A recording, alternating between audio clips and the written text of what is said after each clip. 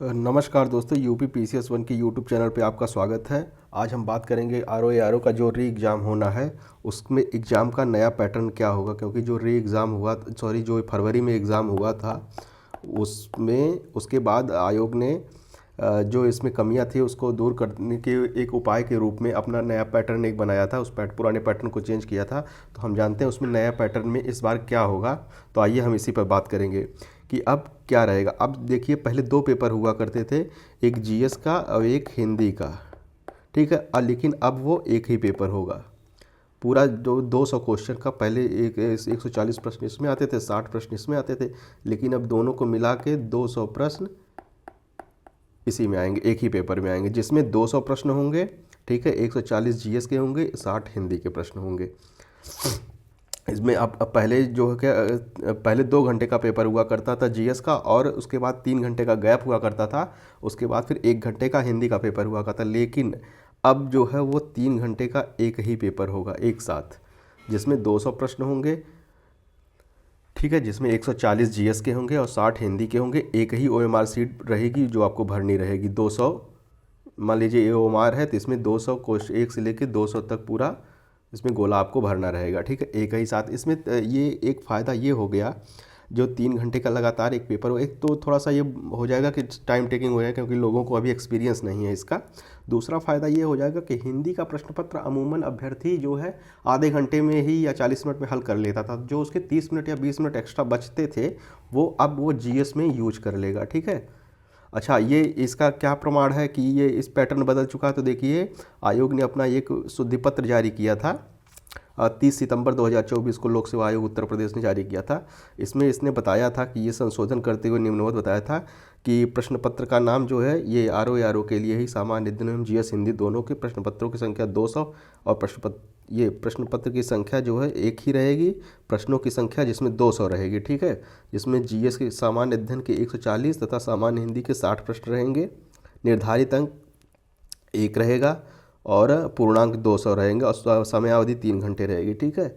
और ये ध्यातव्य के प्रारंभिक परीक्षा एवं मुख्य परीक्षा के विषयों के संगत पाठ्यक्रम यथावत रहे, सिलेबस आपका वही रहेगा, ठीक है।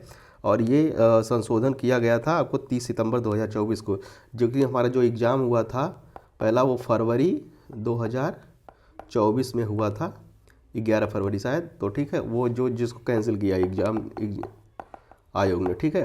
तो हम देख रहे थे जिसमें इसमें लिखा है कि सिलेबस आपका पहले वाला ही रहेगा। तो क्या रहा सिलेबस, ठीक है, इस पर हम बात करेंगे। जो सिलेबस है उसमें देखिए 7-8 टॉपिक हैं, ये पूरे 9 टॉपिक हैं जिसमें आते हैं।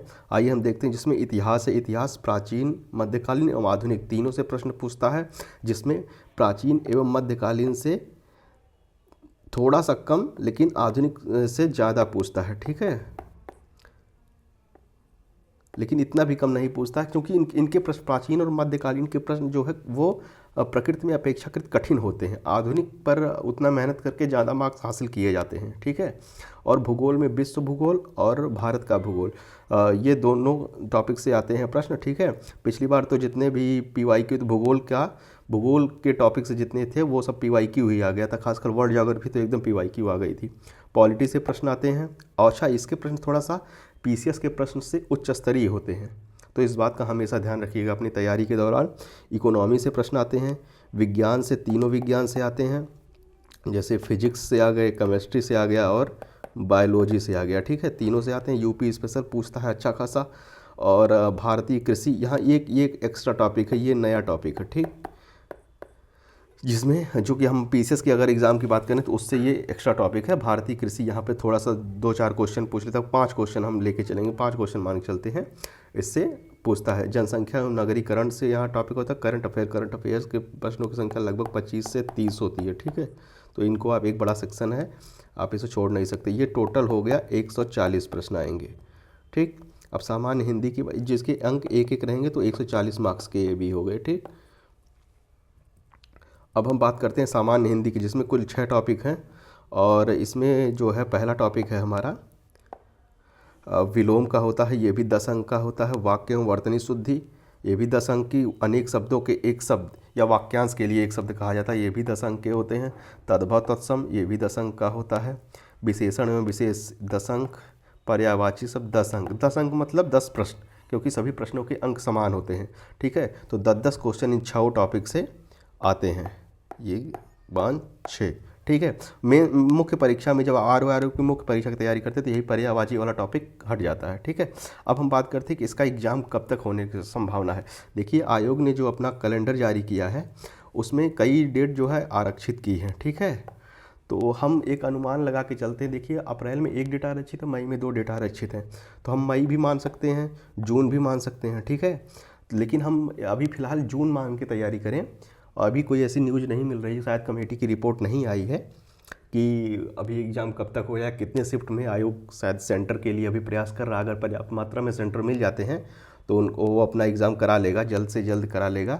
और मुख्य परीक्षा भी संभव है कि जो अगले छमाही में इसकी आरक्षित तिथियां हैं, जैसे नवंबर में, कुछ अक्टूबर में, तो उन पर मुख्य परीक्षा भी करा सकता है। ठीक है, तो इसका एग्ज़ाम इस वर्ष तो हो जाना चाहिए, हम उम्मीद यही करते हैं।